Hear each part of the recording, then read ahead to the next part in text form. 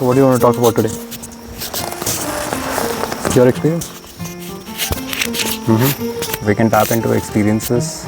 So, so I think today is day 3, and I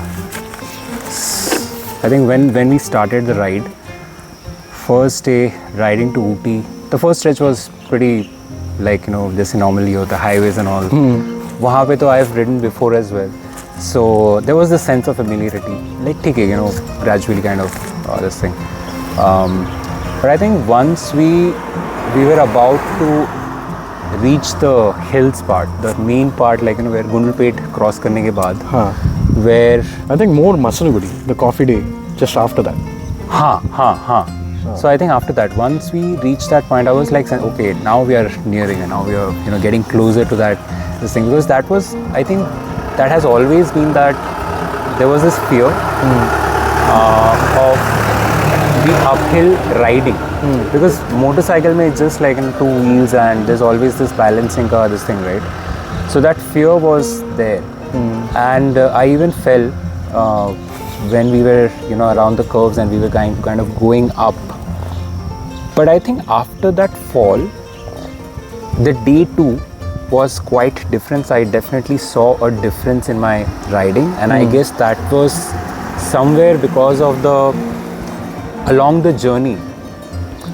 Very interestingly, at certain places we were taking certain breaks, which you also mentioned, right? Like there's this fatigue that happens, and there's a lot of miscalculations. Things go wrong with when you kind of get tired, and when you're in a certain mind frame, you tend to take decisions which kind of leads to difficult situations. So those things were really planned well, and somewhere, even when the fall happened in Ooty, when I was kind of turning through that hairpin bend, I think it was still manageable somewhere, and that kind of reflected on the next day when we were leaving Ooty and riding towards Valparai. And it was a completely different person that I saw, and I couldn't believe that this is me. And the next day, we were riding again in the hills, and this time the night, in the dark, this thing, which was again another fear of mine.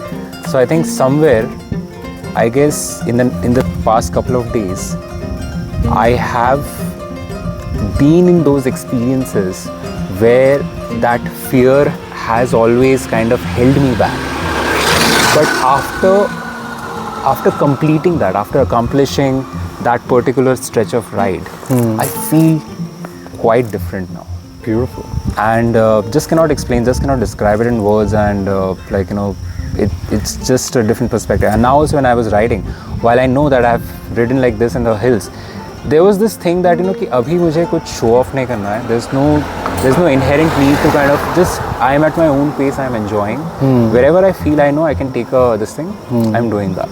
So definitely there has come a sense of a calm, where earlier I used to ride, just for the thrill of it. Now there's much more to the riding that I actually look forward to. When I'm riding, actually those things are all along with me when I'm going. So I think now that has kind of opened up for me. So I guess that's how I can summarize my experience. And it has been just 3 days. This is day 3 now. We are yet to get to Munnar and Yercaud and Kohli Hills, which is like lots of hairpin bends. It's like notoriously famous for that.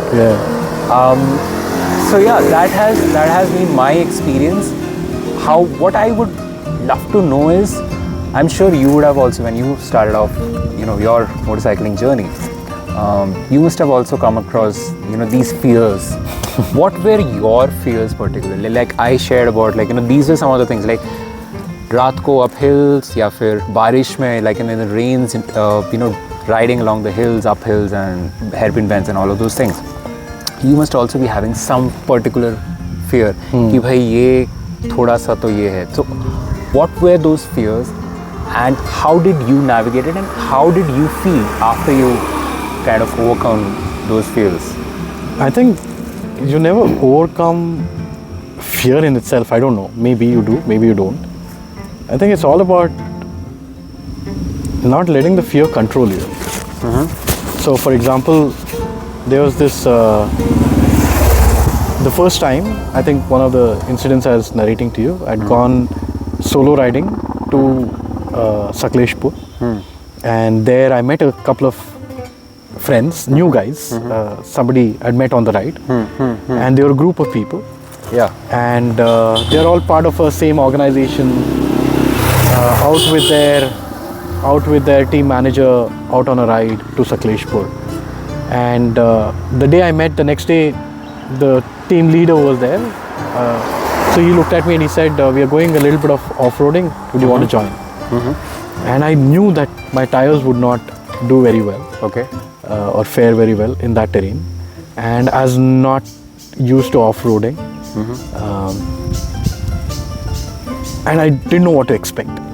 So the fear of the unknown, fear of embarrassing myself and falling in front of people. So those are some of the initial fears. So I went with them. So the only way you really challenge them is going there. So I went with them, and I did fall. Going downhill from one hillock to another was fine. Then while returning, the hillock was quite steep, and I was just riding solo, and if I just maintained the momentum, I think I would have got through. The problem is, at one point in time, I got scared and applied the brake and lost momentum uphill. Oh. And then I tried revving. It didn't go anywhere, and the wheels slid underneath me, and it tilted. I was already exhausted. It was fairly warm. So I think I just let the bike fall. Okay. And even now, just thinking about that moment, it was just fear of embarrassment, fear of not being able to accomplish something, and fear of judgment, right? So this guy, actually, there's couple of guys who stood there who were capturing the video, and they saw me fall. And the beautiful thing is, the guy whom I went with, the team leader, he peacefully rode the bike up, and he had done it a million times. So now, how did I overcome that fear? I don't think I overcame the fear, but I validated that fear, saying why I'm afraid, because I've never done that terrain. I've never been there. And the guy who had done it has done it multiple times. So it's not fear of failure, but I think it's more fear of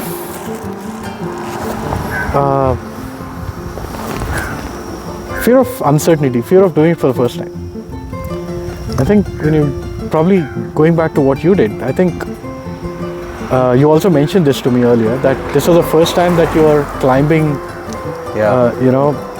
mountain, curvy roads on a motorcycle with a lot of luggage, and with being heavily geared up. Now, just look at it from this perspective. Day one, you did around 36 hairpin bends.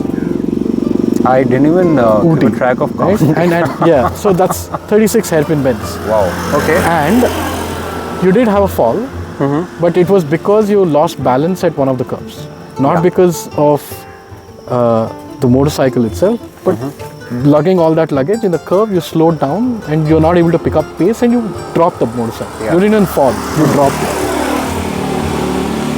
But after that, that was on day one. Now yesterday being day two, we rode through Kotagiri, all the way back to Metupalayam, a lot of curvy roads, hairpin bends.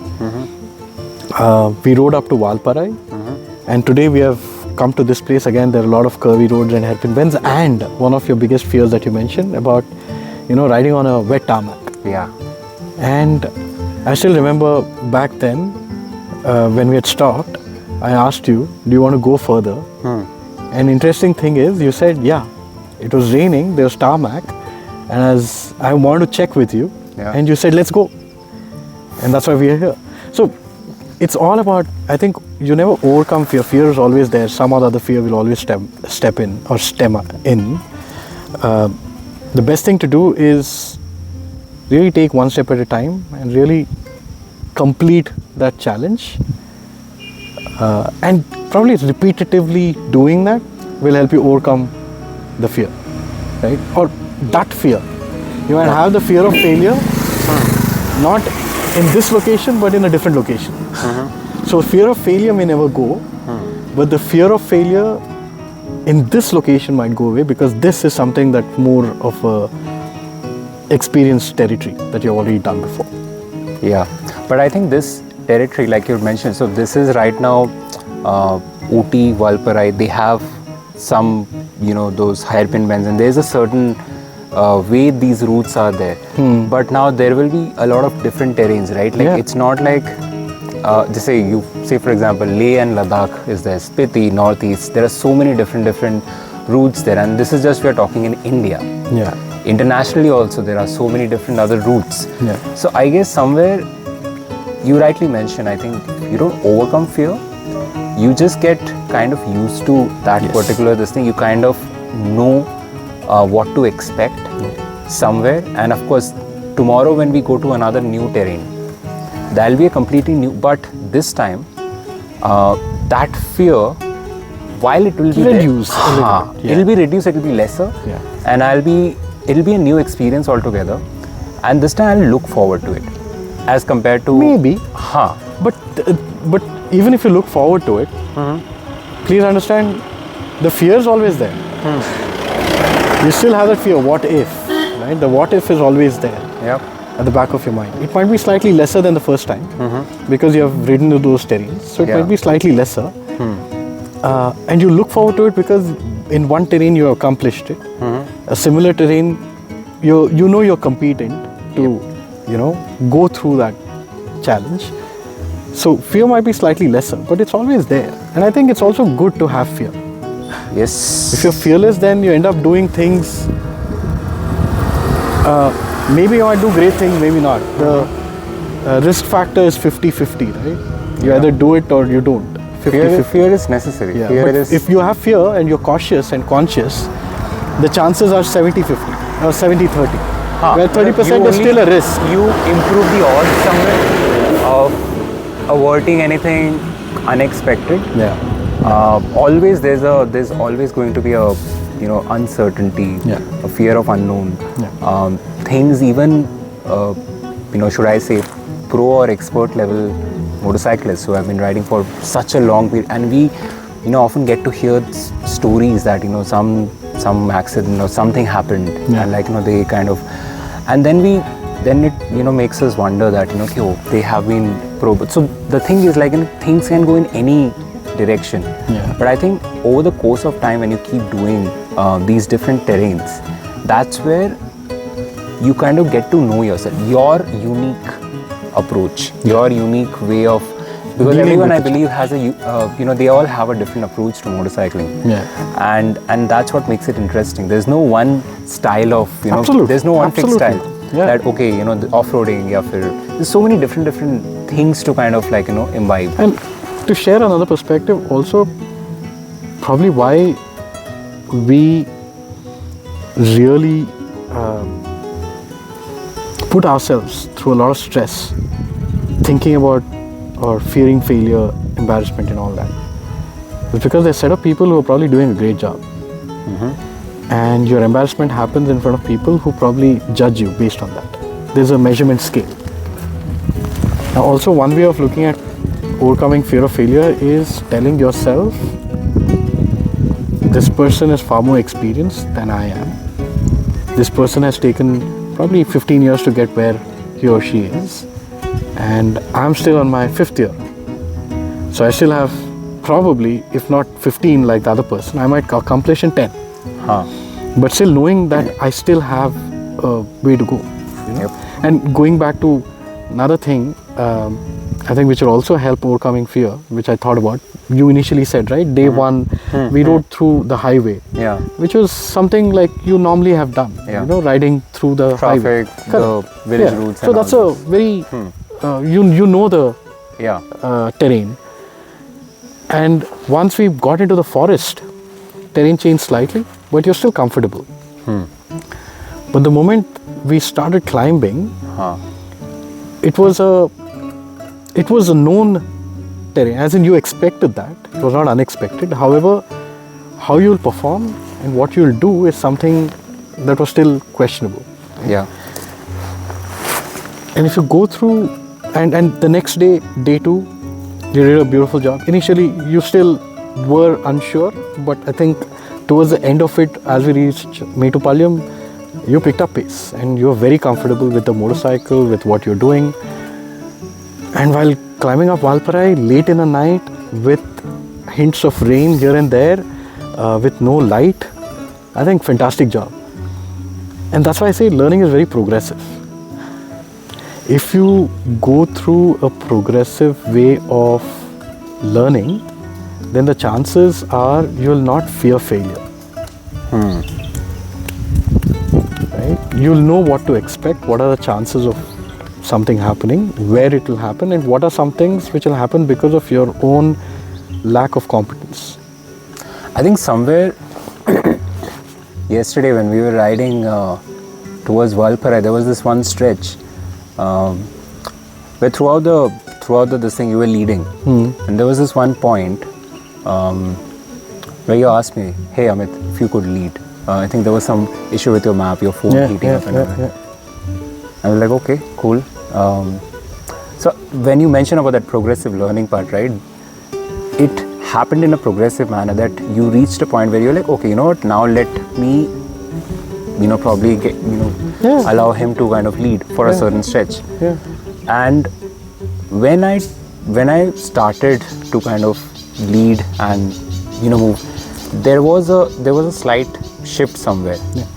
Okay, I've learned a few things yesterday by observing you, by seeing how you lead and how you do certain things in a certain manner, the way blind spots and riding at a certain space and throttling where exactly. So all of those things, those close observations also helped.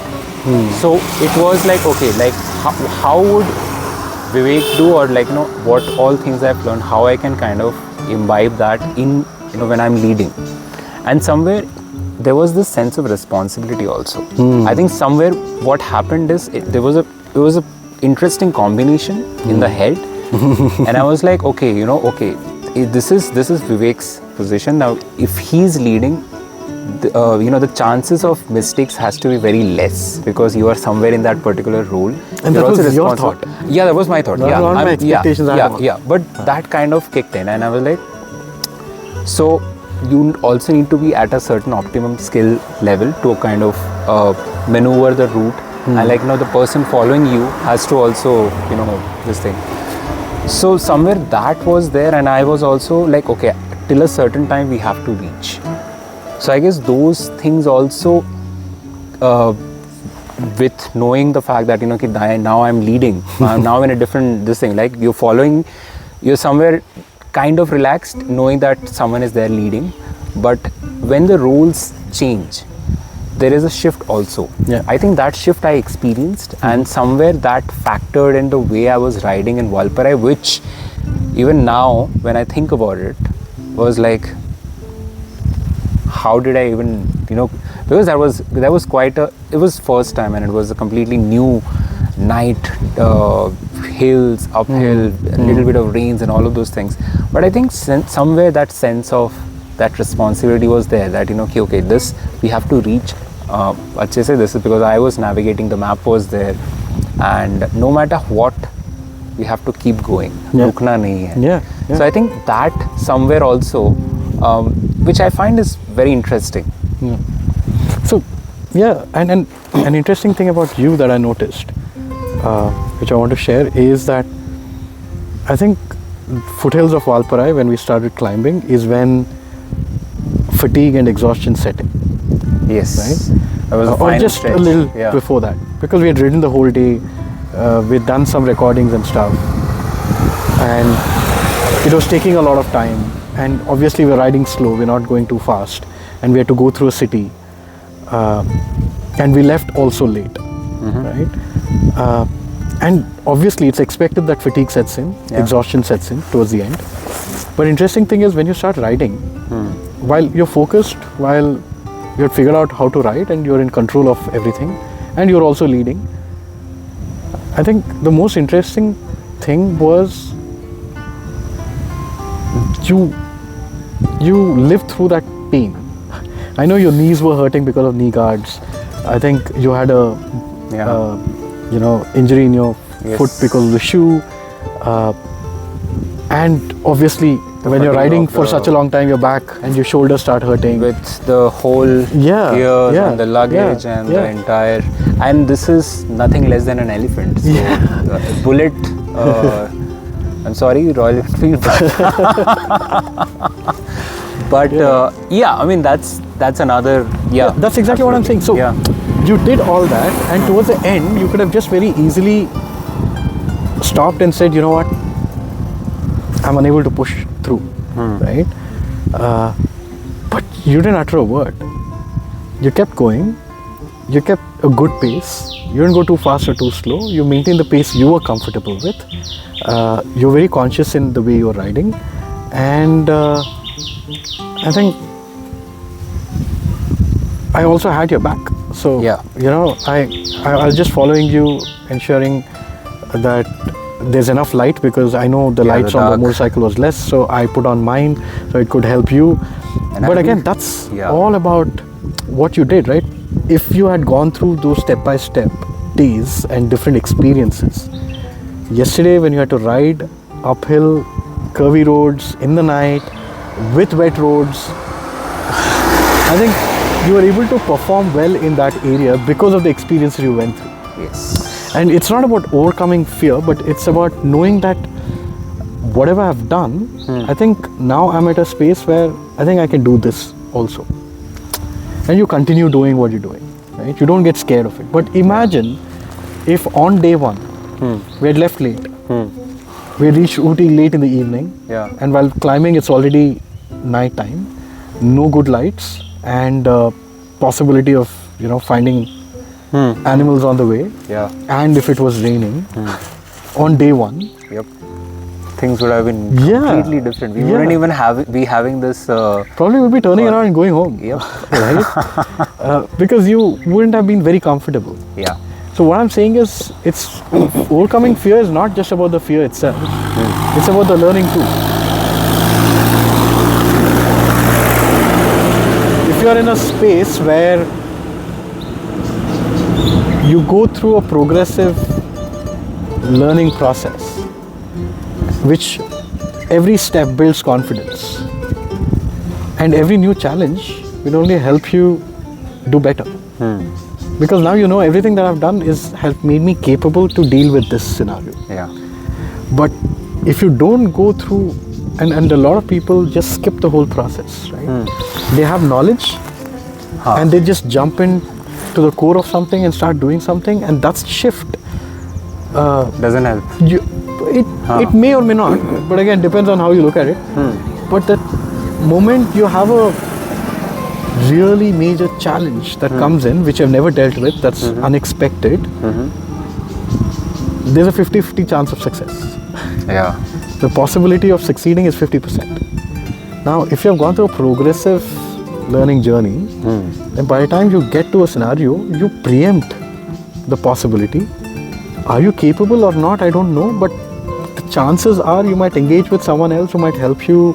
You might do something and mitigate that challenge, and the possible risk would be much lesser, probably 20% or probably even zero. Right? And that's why progressive learning is very critical. You need to go through those stages of pain and go through those stages of learning and resilience and dealing with those, and eventually when you do Leh Ladakh, you've done enough rides now. This doesn't seem very challenging. Some areas might, but mostly it might be something you have done it in the past.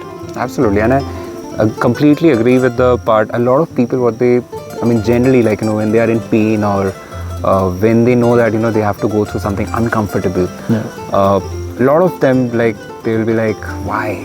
Why to kind of go through this thing? Is there an easier way? Is there a shortcut?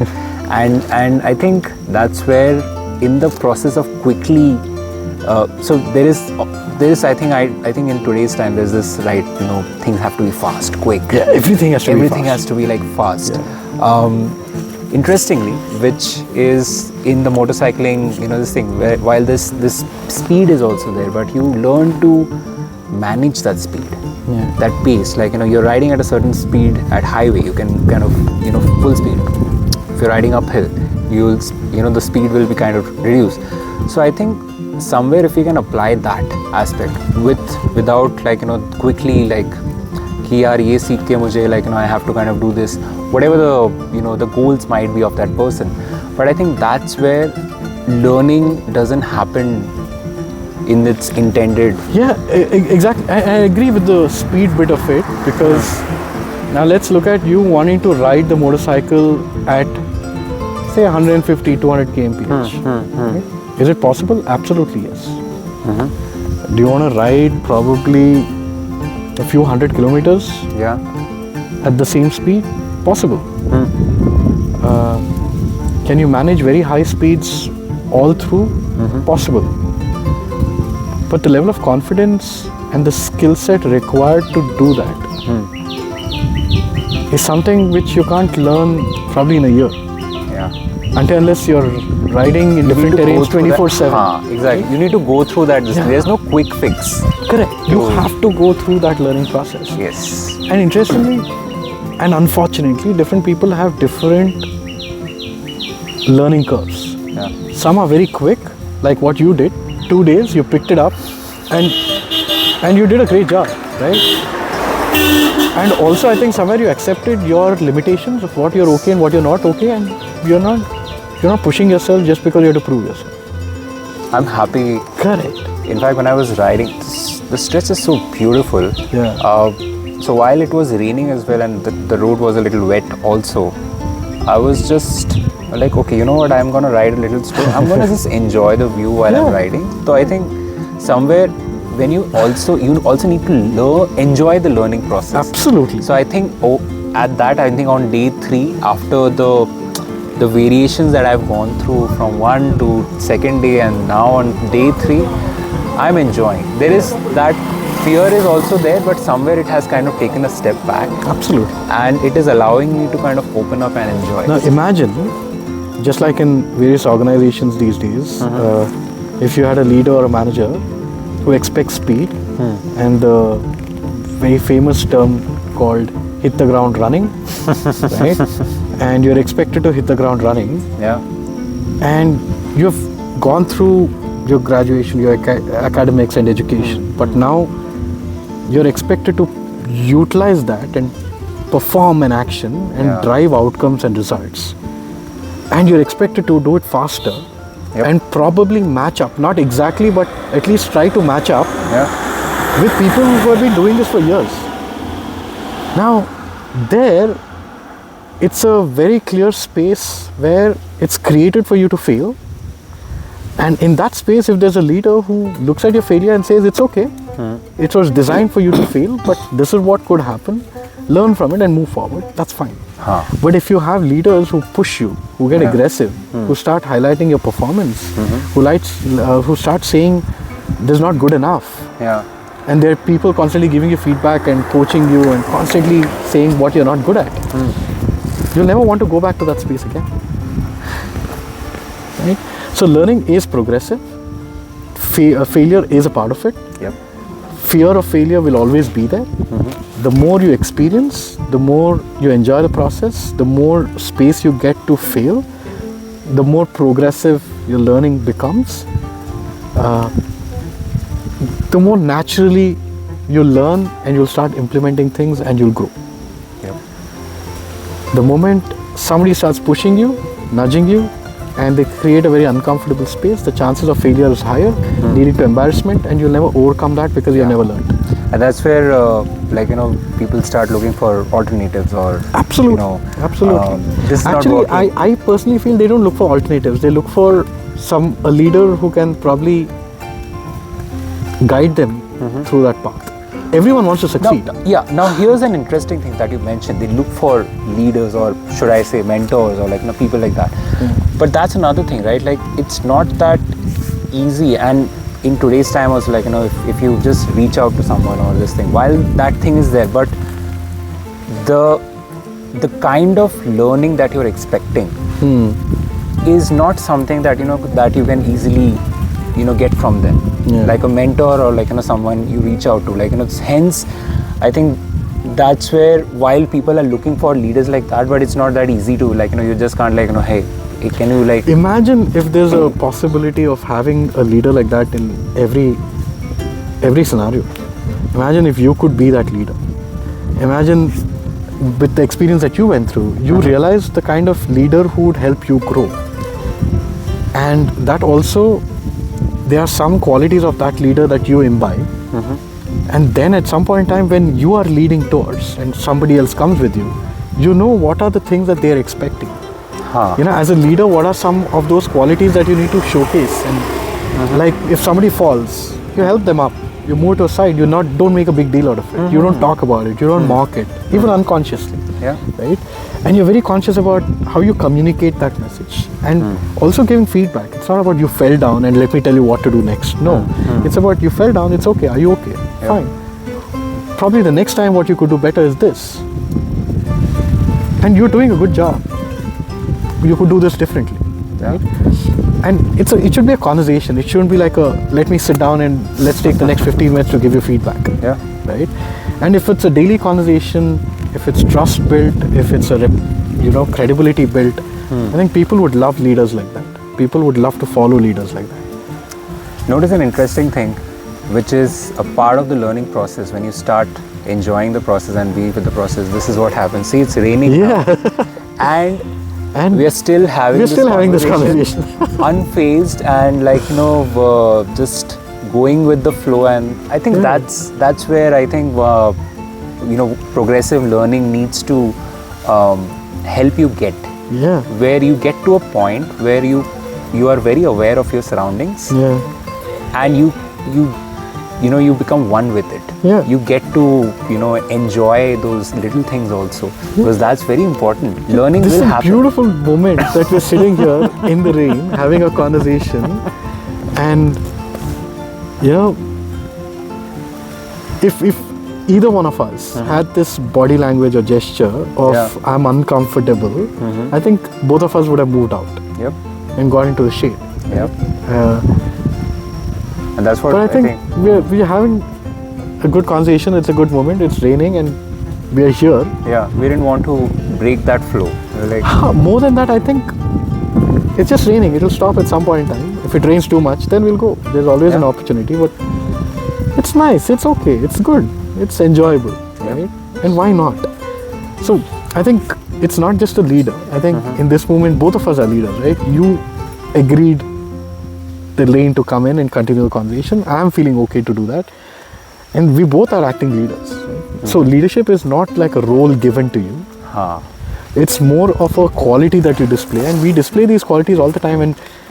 And some of these qualities are not inborn talents or inborn quality, and we can hone these qualities over a period of time. But we need to know what are those qualities. And that's the most important part. And I think that's where having that idea, or going through that learning process which you mentioned, the progressive learning process, it's important, because that helps you identify those areas where you can become a leader. Even if not a leader, the quality, because like you rightly mentioned, the leadership thing is already there. It's within you. It's just that your leadership style is going to be different. It's going to be unique. Everyone is There's also a need of certain specific qualities to be showcased to the other person for them to feel comfortable and safe with you. And for you to realize that and hone your own qualities to ensure you showcase those qualities to the other person, so that they believe in you. They are also that they can trust you. Absolutely. And again, they don't trust you because there's one time that you dropped the motorcycle, somebody picked it up, and they don't believe that you're a leader.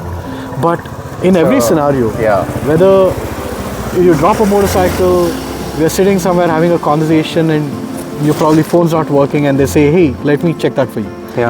Or you're having a conversation and you don't sound right, and they look at you and say, is everything all right? So the moment you hone that quality, it becomes a way of life. It just becomes second nature. So in any moment you feel an urge to check in, you check in. And that's the most beautiful, way of living. Right? So I think starting from fear of failure, I think the only way to overcome that is if you're lucky enough to get a good leader, or if you're good enough to become one.